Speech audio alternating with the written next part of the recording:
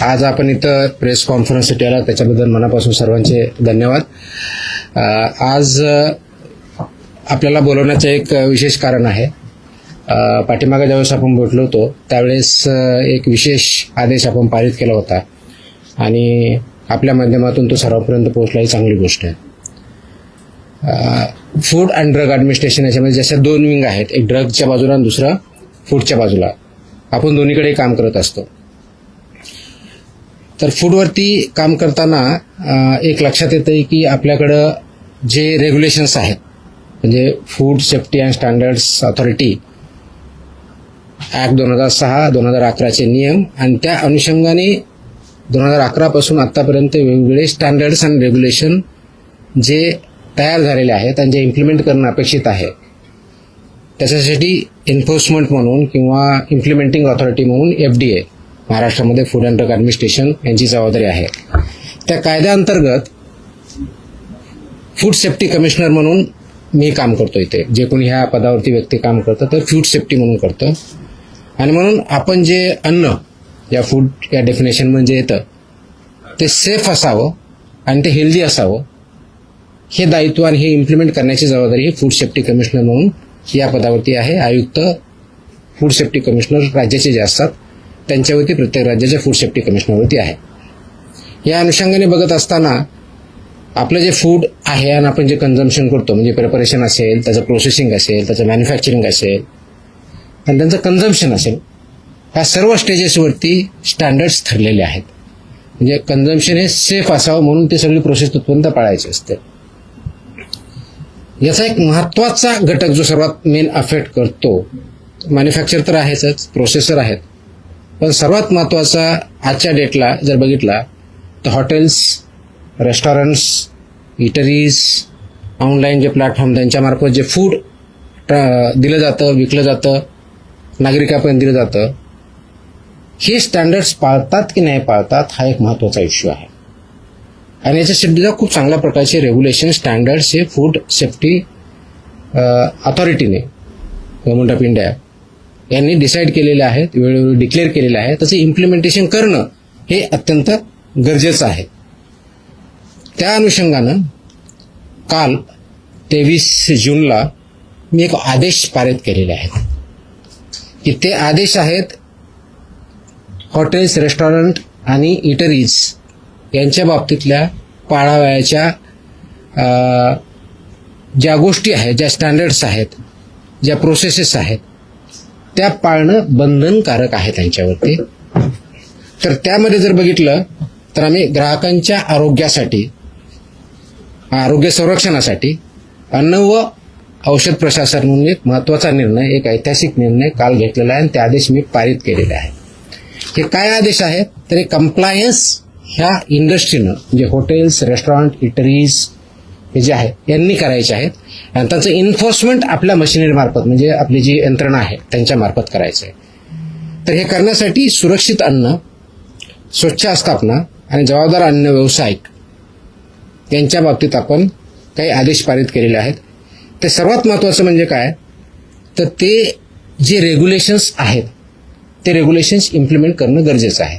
ते कोणते रेग्युलेशन्स आहेत तर पहिला आहे रजिस्ट्रेशन, अन्न व सुरक्षा मानके, अन्न व्यवसायाचे परवाने व नोंदणी 2011चे रेग्युलेशन्स आहेत. तर याच्या बाबतीत मोस्टली बऱ्यापैकी रजिस्ट्रेशन झालेलं आहे किंवा लायसन्स झालं. रजिस्ट्रेशन म्हणजे ज्यांचा टर्नओव्हर 1.5 कोटीच्या आत आहे तोपर्यंत रजिस्ट्रेशन, त्याच्यावरचे लायसन्सेस असतात. त्याचं इम्प्लिमेंटेशन काही प्रमाणात किंवा मोठ्या प्रमाणात झालेलं आहे. पण त्याच्या व्यतिरिक्त अन्न व सुरक्षा मानके, अन्न उत्पादन मानके व अन्न संयोजके हे विनियम 2011 याचं इम्प्लिमेंटेशन होणं गरजेचं आहे. त्याचप्रमाणे अन्न व सुरक्षा मानके, दूषके, विषे व अवशेष हे 2011चे रेग्युलेशन्स आहेत, याचं इम्प्लिमेंटेशन होणं गरजेचं आहे. त्याचप्रमाणे अन्न सुरक्षा व मानके, लेबलिंग आणि प्रदर्शन 2020 याचं इम्प्लिमेंटेशन होणं गरजेचं आहे. त्याचप्रमाणे अन्न सुरक्षा व मानके, पॅकेजिंग विनियम 2018 याचं इम्प्लिमेंटेशन होणं गरजेचं आहे. आणि त्याचबरोबर शाळेतल्या मुलांसाठी जे सुरक्षित अन्न व संतुलित आहार नियम 2020 आहेत हे सुद्धा इम्प्लिमेंट होणं गरजेचं आहे. आपल्यासमोर हा प्रश्न असेल की हे मानके होते तर म्हणजे का इम्प्लिमेंट झाले नाहीत किंवा पूर्णपणे होतात की नाही आहे. आतापर्यंत आमचा जो अनुभव आलेला आहे, म्हणजे माझ्या अगोदरचा आहे, जे काही रेट झालेले आहेत, सर्च झालेले, सीजर झालेले आहेत, ज्या कंप्लेंट्स आलेल्या आहेत आणि त्याच्या ज्या फाइंडिंग्स आहेत, त्या फाइंडिंगमध्ये आम्हाला काय सापडलं आणि त्याच्यात हे उत्तर आहे की हे आदेश म्हणजे पारित केले याची आवश्यकता का भासते. कदाचित इंडियामध्ये आपण फर्स्ट असू, मला माहित नाही बाकीच्या राज्यांनी केलेलं नाही, की मोस्टली मला जे आहेत असे आदेश मला बघायला भेटलेले नाही आहेत. कदाचित असेल किंवा दुसऱ्यांनी केले असेल. तर याची आवश्यकता यासाठी पाहिली की ज्या आम्ही राबवलेल्या तपासण्या आहेत, विशेष मोहिमा आहेत, सर्वेक्षण आहेत आणि अंमलबजावणी या कारवायामध्ये आम्हाला गंभीर त्रुटी या आस्थापनामध्ये आढळलेल्या आहेत. जसे की अस्वच्छ व आरोग्यास अपायकारक परिस्थितीत अन्न तयार करणे, दुसरं वापरलेल्या खाद्यतेलाचा परत पुनर्वापर करणे, वैद्यकीय तपासणी नसलेल्या कर्मचाऱ्यांकडून अन्न पडताळणी करणे, तापमान नियंत्रणातल्या त्रुटी ह्या असणे, कारण तापमान आपण ज्यावेळेस कळतो त्याच्यामध्ये काही स्टँडर्ड्स ठरलेले आहेत. अन्न दर्जाहीन साहित्यामध्ये अन्न पदार्थाचे पॅकेजिंग करणे, ग्राहकांना सुरक्षित पाणी उपलब्ध न करून देणे आणि विविध अन्न सुरक्षा नियमांचे उल्लंघन करणे, ह्या मेजर त्रुटी आम्हाला त्याच्यामध्ये आढळल्या. आणि ह्या त्रुटी ह्या ज्या स्टँडर्ड्स आहेत याचं उल्लंघन करणारे आहेत. आणि म्हणून परत आपल्याला त्याचे आदेश काढून ते इम्प्लिमेंट करण्याच्या दृष्टिकोनातून हे काल आम्ही 23 जून रोजी हे आदेश पारित केलेले आहेत. ती कॉपी आपल्याला मी आता देईलच, अवेलेबल आहे, आपण देऊया. हे आदेश कुणाकुणाला लागू होणार आहेत हा पुढचा प्रश्न येतो. तर सर्व hotels and restaurant, all without exception, सर्व हॉटेल्स अँड रेस्टॉरंट, उपाहारगृहे व ढाबे, कॅन्टीन्स आणि कॅफेटेरिया, बेकरीज आणि मिठाईवाले शॉप किंवा sweet shops, catering units, food caterers, juice bars, cloud kitchens, dark kitchens, central kitchens, साखळी उपाहारगृहे, ई कॉमर्स आणि ऑनलाईन फूड डिलिव्हरी प्लॅटफॉर्म इत्यादी सर्वांना हे लागू होणारे आदेश आहेत. म्हणजे ज्या ज्या ठिकाणी फूड प्रोसेसिंग होऊन लोकांना खाद्यासाठी पुरवलं जातं त्या सगळ्या इस्टॅब्लिशमेंट याच्यामध्ये येतात.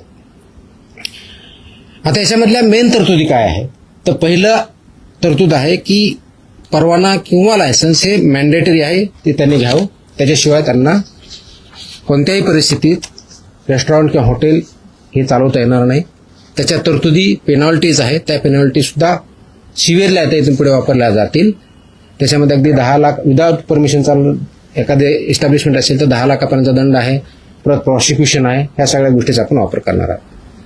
दुसरा जो आहे, स्वच्छता आणि आरोग्य मानकांचे कठोर पालन करणं गरजेचं आहे, ज्यामध्ये शेड्यूल 4 किंवा अनुसूची 4 हे जे आहे याच्यामध्ये स्वच्छता आणि आरोग्य विषयी मानकांचे काटेकोरपणे पालन करणं गरजेचं आहे. ते थोडक्यात मी डिटेलमध्ये सांगेन. कर्मचाऱ्यांची वैद्यकीय परीक्षा, तपासणी व प्रशिक्षण हे मॅन्डेटरी आहे. कारण जर कर्मचारी किंवा फूड हँडलर जर त्याला काही डिझीज असेल तर तो पास ऑन होऊ शकतो. म्हणून यासाठी मानकं ठरलेले आहे. तर त्यांचं अॅन्युअल चेकअप झालं पाहिजे, त्याच्या पर्टिक्युलरली कोणत्या कोणत्या टेस्ट झाल्या पाहिजे ते आपण त्याच्यामध्ये मेन्शन केलेलं आहे. त्याचबरोबर सुरक्षित अन्न हाताळण्यासाठी स्पष्ट मानके जे आहेत त्याच्यामध्ये कच्चे व शिजवलेले अन्न वेगवेगळे ठेवणे, फिफो तत्वाचं फर्स्ट इन फर्स्ट आउटचं प्रिन्सिपल पालन करणे, गरम व थंड अन्नासाठी निर्धारित तापमान राखणे, रंगसंकेतिक कापणी फळांचा वापर करणे, परवानाधारक पुरवठादाराकडून कच्चा माल खरेदी करणे. आता याच्यामध्ये की म्हणतो शेतकऱ्यांकडे दिलं तर तुमचा परवानगीधारक कुठं, तर त्याच्यामध्ये जी रिसीट असते त्याला सुद्धा आपण अग्रीमेंट याच्यामध्ये डेफिनेशनमध्ये काउंट केलं आहे. त्याच्यामुळे रिसीट इज, कारण याचा उद्देशच एवढा आहे की तो फूड किंवा रॉ मटेरियल कुठून आलं हे ट्रेस करता आलं पाहिजे, हा त्याच्या पाठीमागचा उद्देश आहे. त्याचबरोबर ग्राहकांसाठी मोफत पिण्यायोग्य पाणी पिण्याचं प्रोव्हाइड करणं, मोफत देणं अपेक्षित आहे. सुरक्षित पिण्याचे पाणी विनामूल्य उपलब्ध करून देणं बंधनकारक आहे. आमच्याकडे पिण्याचं नाही, फक्त बॉटल वॉटर आहे आणि ते पेय विकत घ्यावं असं बंधनकारक करता येत नाही. इट विल बी व्हायलेशन आणि अशावरती आम्ही कारवाई करणार आहोत. तसे आम्ही त्याच्यावरती बोर्ड लावा असं मी त्यांना सांगितल्या आदेशामध्ये, त्यांना बोर्ड लावावे लागतील, त्याप्रमाणे करावं लागेल. आणि कुणी मागितलं त्यांना सांगावं लागेल की आमच्याकडे पोर्टेबल ड्रिंकेबल वॉटर आहे, ते तुम्ही पिऊ शकता. त्याच्यानंतर त्यांनी डिमांड केली तर त्यांना द्यावं. It's optional, it's not compulsory. त्याच्यामुळे ही पहिली गोष्ट करायची आहे. त्याचबरोबर मेनू लेबलिंग आणि पोषणची माहिती ही मॅन्डेटरी आहे. मेनूवरती लेबल व्यवस्थित पाहिजेत, त्याचं लेबलिंग व्यवस्थित पाहिजे. त्याच्यामध्ये उपाहारगृहांनी व केंद्रीय परवानाधारक आस्थापने मेनूमध्ये कॅलरी माहिती, पोषण मूल्य आणि ॲलर्जन माहिती प्रदर्शन करणं बंधनकारक आहे. तसंच वर्तमानपत्र किंवा छापील कागदात अन्न देता येणार नाही, हे प्रोहिबिटेड आहे, ते त्यांना देता येणार नाही. त्याचं कारण असं की अन्नदर्जा साहित्य, वर्तमानपत्रे किंवा छापील कागदपत्रे अन्नपदार्थ गुंडाळणे किंवा वाढणे यावर रेग्युलेशननुसार बंदी आहे. वापरलेल्या खाद्यतेलाचा पुनर्वापर करता येणार नाही, ते रियूज बऱ्याच वेळेस करतात. तर फसायच्या ज्या रुको गाईडलाईन आहेत, RUC व रुको गाईडलाईन्स आहेत, त्या गाईडलाईन्सचं इम्प्लिमेंटेशन करणं बंधनकारक आहे. आणि 25 TPO म्हणतो ना, काय म्हणतो, 20 पार्ट परमिशन, त्याच्यावरती जर गेलं तर ते वापरता येत नाही. आता ठळकपणे आपल्या टेक्निकलच्या ऐवजी नॉर्मल भाषेत म्हणायचं तर त्या तळतानी किंवा तेल जे आहे हे ज्यावेळेस करतात त्यावेळेस फ्लेम्स येतात, तर ते 25% जास्त असतं. वास यायला लागला 25% वरतं असतं. काळं दिसायला लागलं 25% वरतं, विच इज डेंजरस. त्याचे प्रिव्हेंट ते वापरताच येत नाही. ते करण्यासाठी एजन्सीज आहेत, त्यांना ते सेल करायचे आणि त्याने ते मार्केटच्या बाहेर न्यायचं आहे. एकाने कोणतरी विकायचं, दुसऱ्याकडे वापरायचं किंवा दुसरा यूज करणार त्याला द्यायचं, हे याच्यामध्ये बंधनकारक आहे. त्याच्यामुळे रुको गाईडलाईनचं सुद्धा इम्प्लिमेंटेशन करणं अपेक्षित आहे. नवी गोष्ट आहे की ऑनलाईन विक्री होणाऱ्या अन्नपदार्थावर परवाना क्रमांक प्रत्येक ठिकाणी लागेल, कॅलरीची माहिती लागेल, ॲलर्जींची माहिती लागेल आणि जेवढे त्यांचे किचन असेल तर प्रत्येक किचनला इंडिव्हिज्युअल परवानग्या त्यांना घ्यावा लागेल. मोठ्या ज्या आस्थापना आहेत, पर्टिक्युलरली 50 करोडच्या वरच्या ज्यांचा टर्नर आहे, त्यांनी फसाईच्या मान्यताप्राप्त ज्या संस्था यांच्यापर्यंत पासून हे ऑडिट बंधनकारक आहे, त्यांना ऑडिट करून घेणं. इयरली त्यांनी ते मॅन्डेटरी ऑडिट पूर्ण सगळ्या प्रोसेसेसचं हे करणं अपेक्षित आहे. ह्याही गोष्टी आपण करतो. तर हे करण्यासाठी काय आवश्यकता आहे, तर हे करत असताना आमचा उद्देश या संस्थांना, हॉटेलधारकांना किंवा व्यावसायिकांना थ्रेट करणं नाही आहे. तर आमचा उद्देश आहे की प्रामाणिक व्यवसायांना संरक्षण द्यायचं आहे आणि नियमन करणाऱ्यावरती कठोर कारवाई करायची, हा आमचा उद्देश आहे. त्याचं कारण हे पूर्ण लाईफ नागरिकांच्या जीवनाशी हे पूर्णपणे निगडीत आहे. अगदी लहान बाळापासून तो वयोवृद्ध माणसापर्यंत याचा डेली संबंध येत असतो. आणि म्हणून फक्त हा केवळ एक कारवाईसाठी नसून राज्यातील प्रामाणिक व जबाबदार अन्न व्यवसायांना प्रोत्साहन देण्यासाठी सुद्धा आहे. नियमांचे पालन करणाऱ्या आस्थापनांना ग्राहकांचा विश्वास वाढेल आणि संपूर्ण क्षेत्राची गुणवत्ता उंचावेल, हा त्याच्या पाठीमागचा उद्देश आहे. आणि हे जर केलं नाही तर 2006च्या कायद्यातल्या आणि त्या अनुषंगाने जे रेग्युलेशन्स आले त्याच्या दंडात्मक प्रोव्हिजन्स आपण त्याच्यामध्ये वापर करणार आहोत. ही विशेष मोहीम आम्ही आत्ता चालू करतोय, पण हे कायमस्वरूपी राहणार आहे. म्हणजे सुरुवात आतापासून करतोय, एक स्पेशल ड्राईव्ह म्हणून काम करतोय, पण ही कायमस्वरूपी 12 महिने चालणारे मोहीम असणार आहे. आणि हे पूर्ण महाराष्ट्रभर सर्व सहायुक्त, सर्व FSO, सर्व जॉईंट कमिशनर कालच आम्ही आदेश दिलेले आहेत. आज मी थोडीशी विषय घेऊन त्यांना सांगितलेलं पण आहे. तर स्वच्छतेपासून, पिण्याच्या पाण्यापासून ते किचनपर्यंत सगळ्या गोष्टी होतील. हे करण्यासाठी कुणाला काही कंप्लेन आले तर आम्ही 4 त्यांना ऑप्शन्स दिलेले आहेत. आपला जो टोल फ्री नंबर आहे तो दिलेला आहे, फसाईचा टोल नंबर दिलेला आहे, फॉस्फॉस मोबाईल ॲप आहे आणि संबंधित कार्यालयात सुद्धा किंवा मेलच्या माध्यमातून सुद्धा आपल्याला यामध्ये कंप्लेन करता येईल, ह्या दृष्टिकोन बघतोय. आता थोडक्याच डिटेल्स, कारण आपल्याला थोडं टेक्निकल जर वाटलं असेल तर उदाहरणार्थ म्हणून तुम्हाला काही बाबी सांगतो की अन्न व्यवसाय चालकांची कर्तव्य जबाबदाऱ्या काय काय असाव्या, त्याच्यामध्ये गोष्टी दिलेल्या आहेत. तर त्या बाबतीत बघितलं तर आरोग्यविषयक पद्धतीचे पालन करताना विनियम 2.1.2 आहे. याच्यामध्ये केटरिंग कशी करावी हे पण ठरलेलं आहे. कार्यालयासाठी उत्तम स्वच्छता उत्पादन पद्धती कशी असावी हे पण ठरलेलं आहे. प्रत्येक प्रयोगास लागू अशा तपशीलवार आवश्यकता अशा गाईडलाईन्स आहेत त्या पण ठरलेल्या आहेत.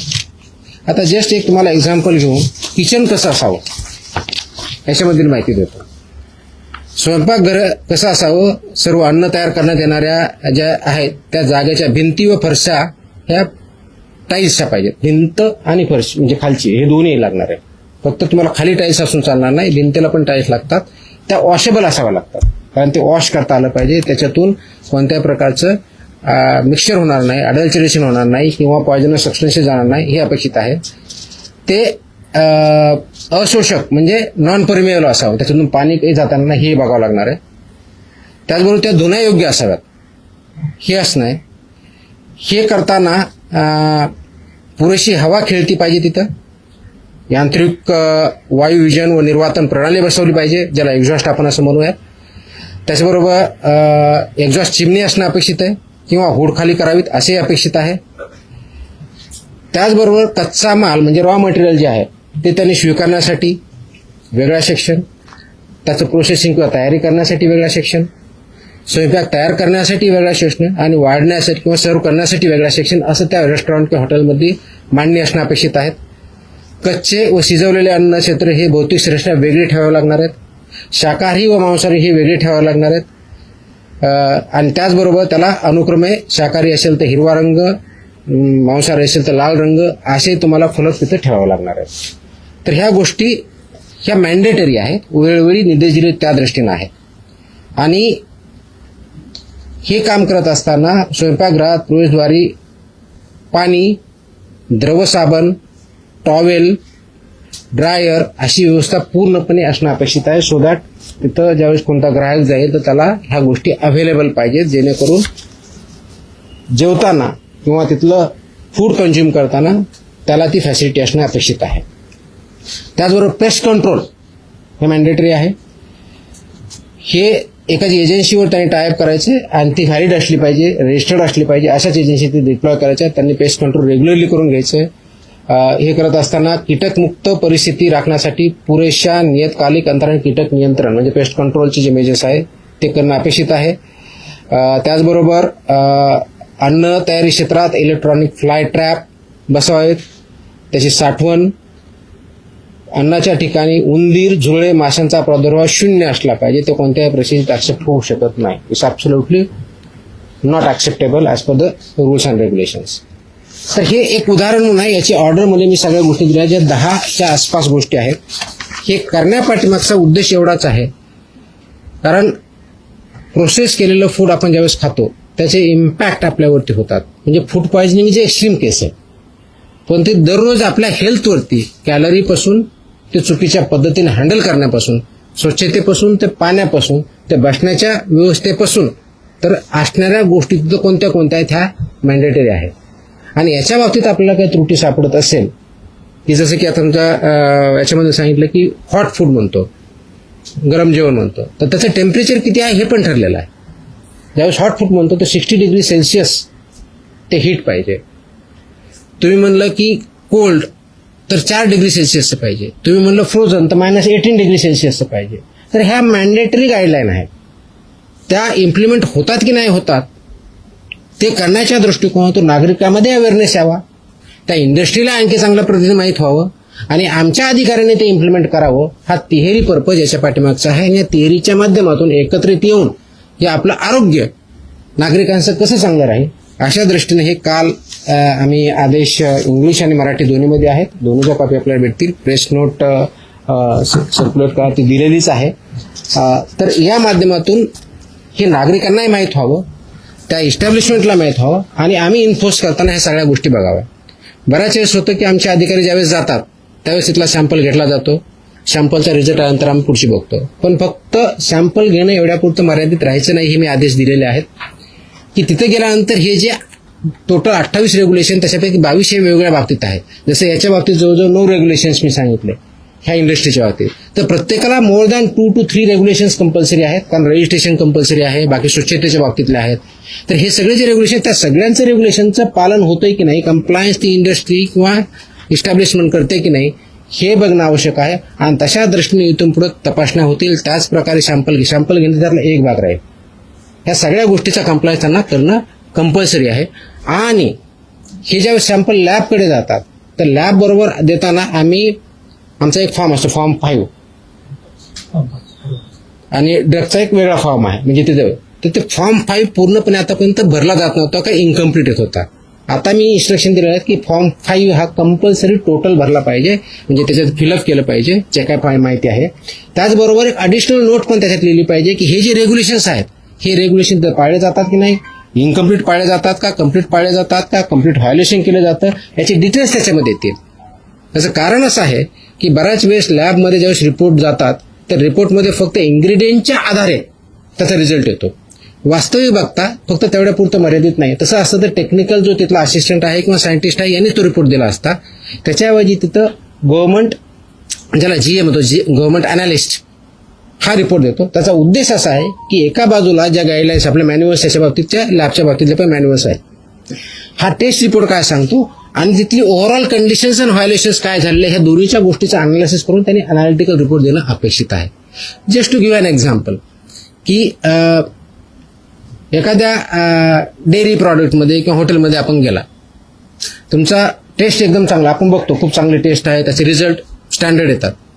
किचनमध्ये गेलं तर तुम्हाला पूर्णपणे अस्वच्छता दिसते, टाईल्स दिसत नाही, तिथं सेपरेट पाणी म्हणजे भाजी करण्यासाठी पोर्टेबल वॉटर नसतं, नॉर्मल कोणतरी वापरलं जातं. तर हे तुमच्या अनसेफ फूडच्या डेफिनेशनमध्ये येतं. म्हणजे जरी तुमच्या प्रॉडक्टची टेस्ट म्हणजे तुमचा रिझल्ट हा जर आला की स्टँडर्ड आहे, पण ह्या जर कंडिशन असेल तर तुम्हाला त्या कंडिशन ह्या अनालिसिसमध्ये कन्सिडर करणं अपेक्षित आहे. आणि म्हणून मी सगळ्या लॅबची पण मीटिंग घेतली आहे. माझ्या अधिकाऱ्याने ते समजून सांगितलेलं आहे की तुमच्या ज्या डेफिनेशनचं अनालिसिस करताना फक्त टेस्ट रिझल्ट पुरतं मर्यादित न राहता हा ज्या फॉर्मच्या कंडिशन हे तुम्हाला कन्सिडर करणं as per the guidelines mandatory आहे, त्या पण कन्सिडर केल्या पाहिजे. आणि जो आमचा सॅम्पल घेतो त्यांनी सुद्धा त्यामध्ये कंडिशन त्या जी काय परिस्थिती आहे तिथली टाकली पाहिजे, जेणेकरून त्याचा अनालिसिस करेक्ट आहे. त्याच्यामुळं जे फूड आहे ते योग्य आहे की अयोग्य आहे, स्टँडर्ड प्रमाणे आहे की नाही आहे, आणि तिथलं कंडिशन फुलफिल होतात की नाही हे बघितलं जाईल. पर्यायानं जो कंझ्युमर आहे त्या कंझ्युमरला ते योग्य ती माहिती भेटेल आणि त्याच्या माध्यमातून त्याची हेल्थ आपण चांगली करू. म्हणून उद्देश आपण जो ठेवलेला आहे की पूर्णपणे नागरिकांचं आरोग्य हे चांगलं राहावं अशा दृष्टिकोनातून आपण ते काम करतोय. आणि म्हणून ह्या मोहिमेला आम्ही नावच दिलेलं आहे की त्याला सुरक्षित अन्न निरोगी महाराष्ट्र किंवा सुरक्षित महाराष्ट्र अशा दृष्टीचं हे मोहीम आहे, ती परमनंट राहणार आहे. आणि माझी ही विनंती आहे, आवाहन आहे या इंडस्ट्रीला की प्लीज फॉलो ह्या सगळ्या ज्या गाईडलाईन्स आहे, स्टँडर्ड्स आहे ते फॉलो करा.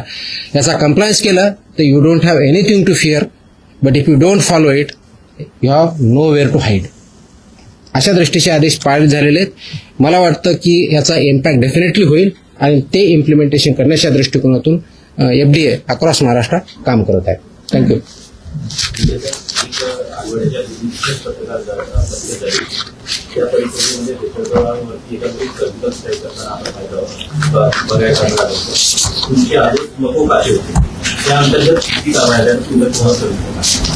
मकोकाच्या गाईडलाईन्स माझे आदेश जर बघितले असतील तर त्याच्यामध्ये आपली प्रोसिजर दिलेली आहे. 1999चा जो कायदा आहे त्याच्यामध्ये 23ची प्रोसिजर पण दिलेली आहे.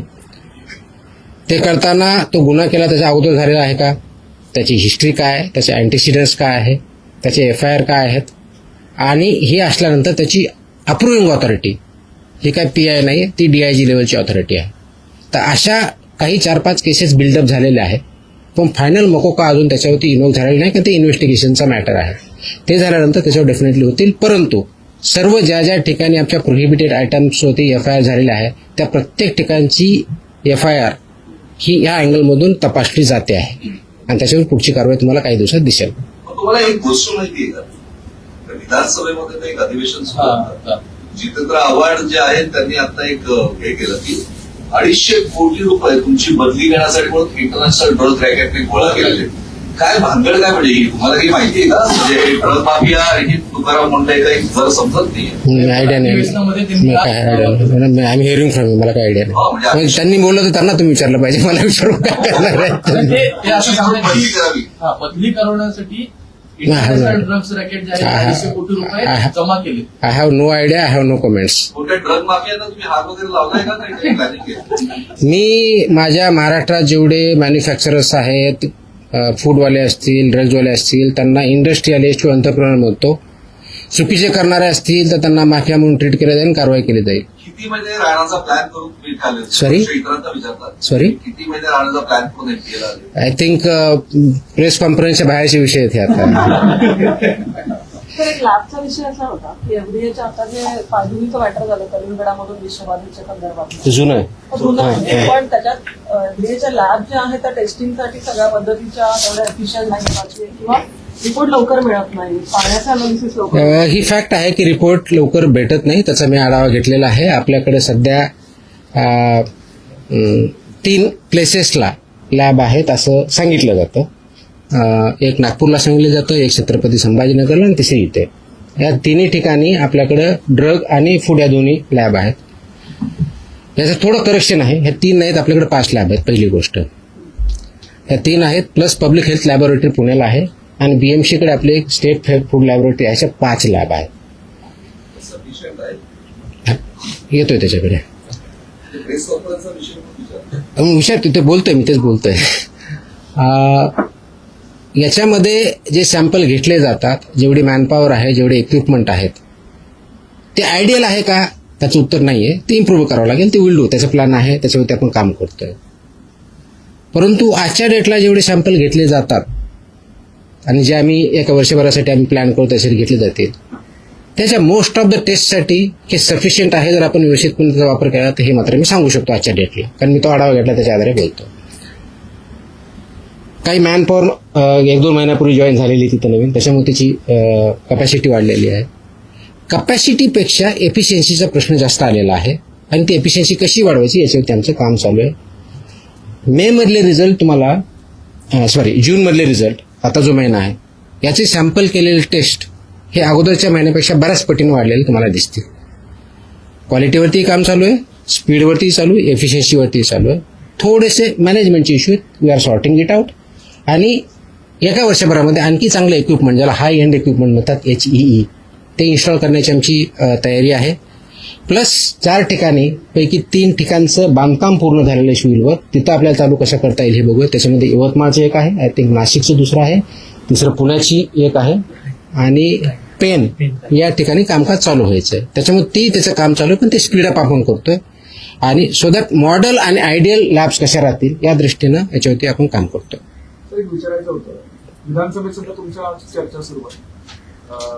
नरहरीजीवर म्हणतात की तुमचं काम चांगलं आहे, बदलीचा प्रश्नच नाहीये.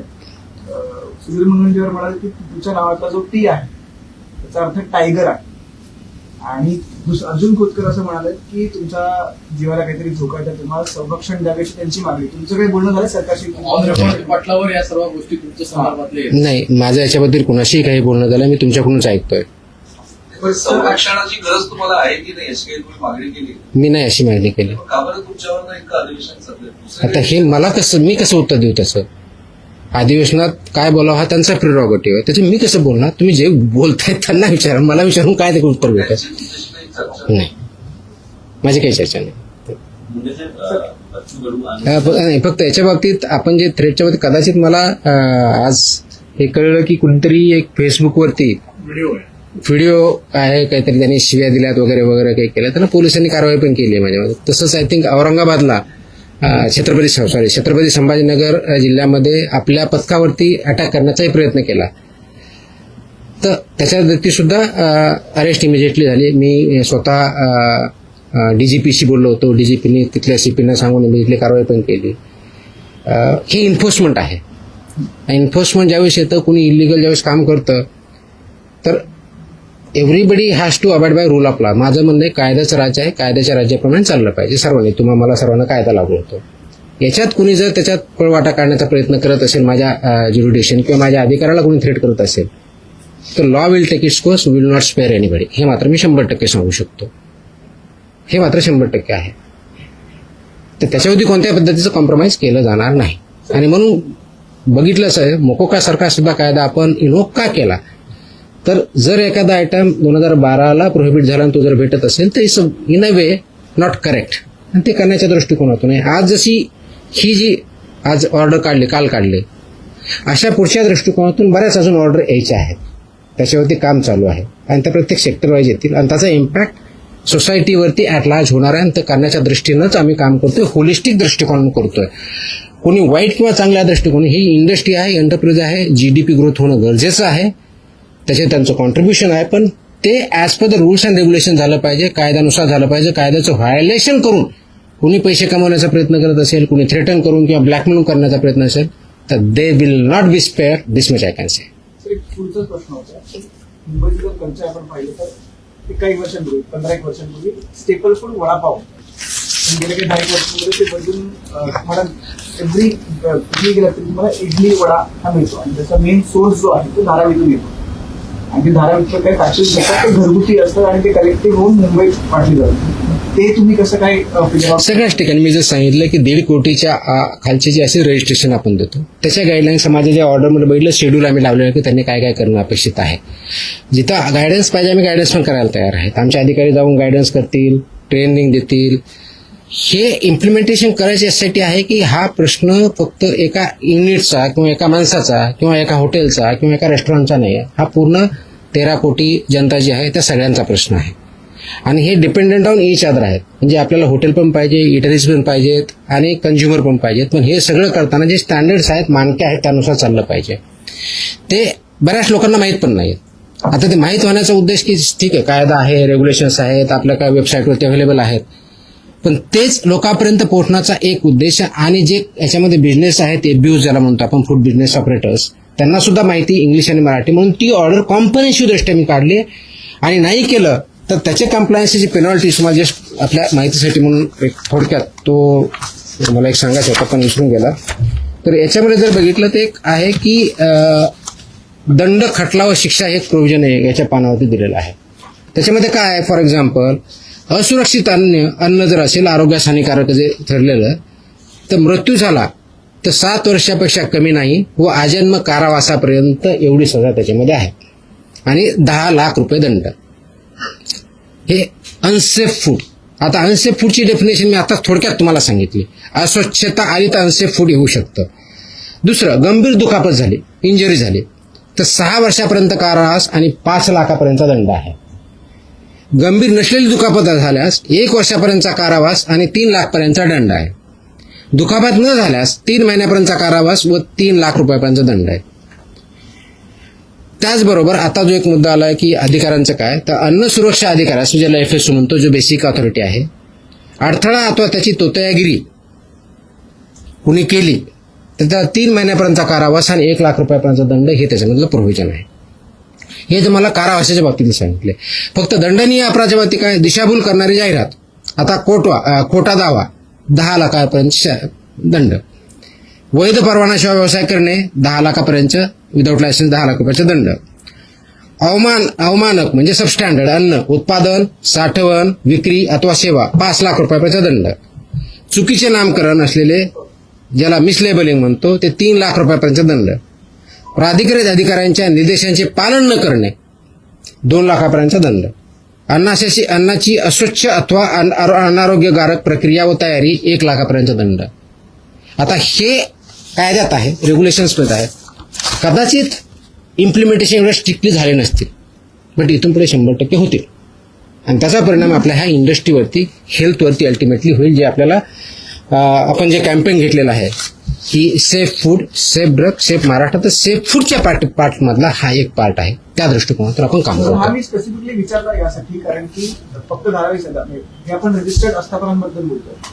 धारावी असेल किंवा मुंबईत ठिकठिकाणी जर आपण पाहिलं तर स्लम पण नाही, आपण कुठेही गेलो तरी रस्त्यावरती स्टॉल लावतात, पण ते जे अन्न शिजवतात ते त्यांच्या घरी शिजवतात आणि ते काय रजिस्टर्ड असतं तसं नाही, पण त्यांच्यावरती पण ते पण रडारवरती असणार. ऑफकोर्स सगळेच मी सांगितलं, सगळ्या आस्थापना याच्यामध्ये काम करतात, त्या सगळ्या आल्या. मग ते जर घरी बनवत असेल तर घरची स्वच्छता व्यवस्थित पाहिजे आणि तिथं जे विकतात तिथे पण ते व्यवस्थितपणे पाहिजे. तर हे स्टँडर्ड त्यांना पाळावं लागतील. त्यांना अवेअरनेस पाहिजे तर अवेअरनेस. लायसन कंपल्सरी रजिस्ट्रेशन म्हणजे 1.5 कोटीपर्यंत रजिस्ट्रेशन असतं. 1.5 कोटीच्या वरती टर्नओव्हर असल्याला लायसन्स असतं. मॅन्डेटरी. लायसन नसेल तर मग कारवाई. हो ना. सुरुवात झाली. आपल्याकडे जवळजवळ 11.5 लाख लायसन्स होल्डर किंवा रजिस्टर्ड आहेत महाराष्ट्रात. म्हणजे टोटल याच्यामधले त्याच्यामधले फूड याच्यामध्ये 4-4.5 लाखाच्या आसपास आहेत. म्हणजे it's not a small number, it's a biggest number in India. बरोबर ना. जवळजवळ 4-4.5 लाख आपल्या फूड बिझनेस ऑपरेटर जे फूड सेक्टरमध्ये काम करतात तेवढेच आहे. तसं स्मॉल नंबर नाही आपल्याकडे आणि तो वाढतोय.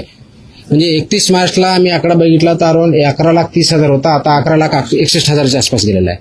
Yes please. पावसाला सुरुवात झाली आहे. अनेक मुंबईसारख्या ठिकाणी खाऊ गल्ल्या आहेत ज्या अस्वच्छ असतात. दुर्गंधीयुक्त ठिकाणी बऱ्याचदा खाद्यपदार्थ विक्री केले आहेत, त्यांच्या नोंदणी देखील नसतात. अशा खाऊ गल्ल्यांवरती कसं नियंत्रण मिळतं? आता जे सांगितलं त्याची सगळे रेग्युलेशन इम्प्लिमेंट करायचे आहेत. आपण स्पेशल दरवर्षी आपण पावसाळ्याच्या अगोदरची मुव्हिंग घ्यायचो, पण ते थोडंफार असायचं. तर ह्याच्यामुळे मी कॉम्प्रिहेन्सिव्ह आधीच परमनंटली काढलेले आहेत. हे आपण करणारच आहोत. माझी एक दुसरी विनंती आपल्या माध्यमातून सर्वांना की आपण जे अन्न सेवन करतो ना ते सेफ आहे की नाही हे थोडं बघावं. आपल्याला फक्त रस्त्याने जाताना फक्त कन्व्हिनियन्ससाठी गाडीतून उतरलं की काहीतरी गडबड आहे मग खातो ना, त्याचे परिणाम खूप बेकार होतात. तो सेफ आहे की नाही पहिलं तर बघा, ते रेस्टॉरंट वगैरे रजिस्टर्ड आहे की नाही, त्याच्यावरती मॅन्डेटरी आहे, समोर दरवाजाला त्यांनी रजिस्ट्रेशनचं सर्टिफिकेट लावणं मॅन्डेटरी आहे. नसेल तर ते आम्हाला कळवा, आम्ही तशी कारवाई करू. म्हणजे जेणेकरून तिथं तुमच्या आरोग्यात तुम्ही पैसे घेऊन अन्न खाताय तर तुमच्या आरोग्यावरती त्याचा परिणाम विपरीत होऊ नये, तो चांगल्या दृष्टीने व्हावा, हे जर करायची थोडी काळजी घेतली पाहिजे. तर स्ट्रीट फूड जरी असलं तरी ते व्यवस्थित आहे की नाही हे सुद्धा आपण पाहणं बंधनकारक आहे. त्याच्यामुळं सेलर जसे आहेत तसे कंझ्युमर आहेत, जे डिमांड आहे तसे सप्लाय आहे. तर सप्लायर जरी असले आणि डिमांड नसेल तर ऑटोमॅटिकली बंद होईल. तर डिमांड करणाऱ्याने सुद्धा त्यांचा अवेअरनेस वाढावा, त्यांनी सुद्धा काम करावं, ॲज अ कंझ्युमर सुद्धा आपण बघावं. ह्या दृष्टिकोनाने सुद्धा हे आदेश वाढा. आम्ही वेबसाईटला टाकतो, आपल्या माध्यमातून तो जाईलच.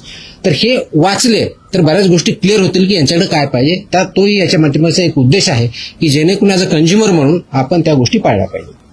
सर, मुंबई आणि उपनगरामध्ये सॉरी, मुंबई आणि उपनगरामधल्या रस्त्यांमध्ये जी छोटे हॉटेल्स आहेत, म्हणजे व्हेज असेल, रेस्टॉरंट असतील, बार असतील, त्या सगळ्या ठिकाणी तशी दुर्गतीच आहे आणि तिथे टार्गेटची व्यवस्था नसते किंवा आपले डोळे तर ह्या सगळ्यांना तुम्ही आयडेंटिफाय कसे करता? आपले सर्वे असतात, सर्वेलन्स आपण घेत असतो. म्हणजे आपले अधिकारी वेगळे जातात, आपल्याकडे एक तर माहिती कंप्लेंटचा मार्फत एक होते, दुसरं आपण स्वतः सर्वेलन्स घेतो आणि तिसरं आपण एन्फोर्समेंट असं तिन्ही कॅटेगरीतून आपण बघतो. आपल्याला अशी काही माहिती असं सांगा, आम्ही व्हेरीफाय करू, कारवाई करू. टॉयलेट बाथरूम संदर्भात काय आहे त्याच्यात आहे तसे आहेत सगळ्या गोष्टी आहेत कंप्लेस. सर्वसामान्यांचा प्रश्न आहे. तुम्ही त्या हॉटेलला मी गेलो, तिथं बोर्ड तर नसतो, स्वागतम सुस्वागतम चांगला मोठ्या याच्यामध्ये आणि त्यांचं नाव असतं, पण सर्वसामान्यांना प्रश्न हाच पडतो, मी लगेच तक्रार करतो, पण त्याच्यावरती कारवाई कशी होते, काय होते काय कळत नाही. कारवाई कुठं करायची सर्वात मोठा प्रश्न, तक्रार कुठं करायची. आताशी मी सांगितलं, आता परत सांगतो मी. घेऊन असं आहे की दादा ईस्ट मध्ये एवढे छोटे ऑफिस आहेत, तिकडे अत्यंत व्यवस्था जी आहे वाईट आहे.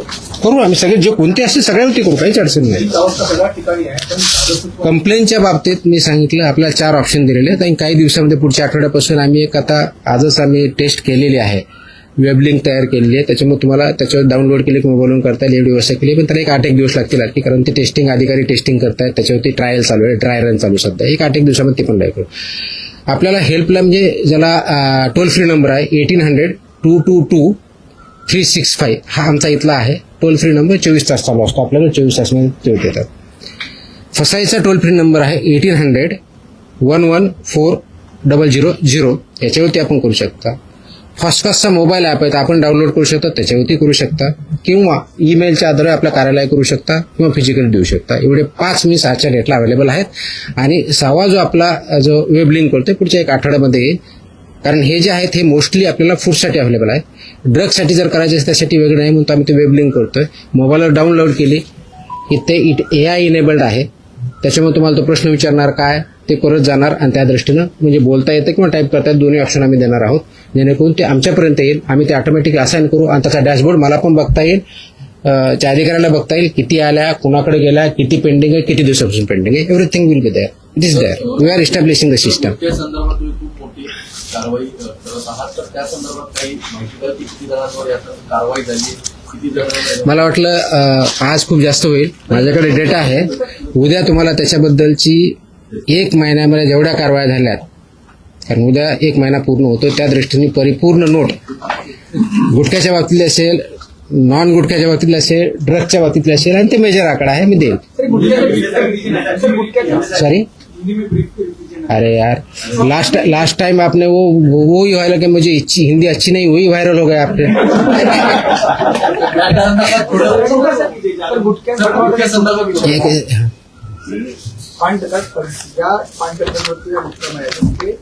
अशी पानं मिळतात नशा किमान वगैरे वापरले जातात आणि फ्युचर त्याच्यावरती पण तुम्ही कारवाई करणार आहात. नाही, कसं असतं, 50-200 रुपयांना ते पानं मिळतात. पानाला बॅन नाही आहे, गुटख्याला बॅन नाही. आपण त्यातला कंटेंट म्हणतो ते आम्ही तपासून असं आमच्याकडे आलं तर आम्ही ते व्हेरीफाय करतो, त्याच्यात सापडलं ती कारवाई करतो. सी कंटेंट काय हे बघावं लागणार आहे. तर कंटेंट त्याच्यात सापडला तर डेफिनेटली होईल त्याच्यावरती कारवाई. कंटेंट सापडलं तर होईलच. Sir, till date, how many food business operators are not yet licensed and ये registered? कैसे पता चलेगा लाइसेंस नहीं है करके? लाइसेंस मैं बता रहा हूँ, लाइसेंस मेरे महाराष्ट्र में टोटल 11,61,000 लाइसेंस और रजिस्टर्ड या बीओज है. महाराष्ट्र की बात कर रहा हूँ. Last 13 years. But अभी अवेयरनेस क्रिएट नहीं होता है, अभी लाइसेंसिंग और रजिस्ट्रेशन बढ़ रहा है, चालू है ना, ऑनलाइन ही है वो। How many people are still like 80% हो चुका है अरे ऐसे कैसे बता पाएंगे? वो मेरे पास एस्टिमेट होता तो सब नहीं कर लेता मैं। सर, एस्टिमेट कितना बाकी है कैसे बोल सकते हैं? तो जो इन्फॉर्मेशन आएगी, अवेयरनेस क्रिएट उतना बढ़ते जाएगा। सर, फूडमध्ये फूड पॉइझनिंग हा मुद्दा आहे. खिचडीमध्ये असेल किंवा हॉटेलमध्ये असेल, हा आता खूप क्रुशियल आहे. आणि Yes. वरचेवर होतो. म्हणजे Yes. लोकांना 2-1 दिवस पोटात दुखतं, मग लोकांना वाटतं की आपण बरे झालो, पण खूप सिरियस कन्सर्न. येस, तर त्याच्या ज्या टेस्टिंगची जी मेथॉडॉलॉजी आहे, तर त्या पद्धतीने आपण फूड पॉइझनिंग अशी काही टेस्टिंग नसेल. शेवटी फूड टेस्ट करायचं असतं आणि ते वेगळे टेस्ट असतात. त्या टेस्ट आपल्याकडे अवेलेबल असायला पाहिजेत, त्या आपण करतो.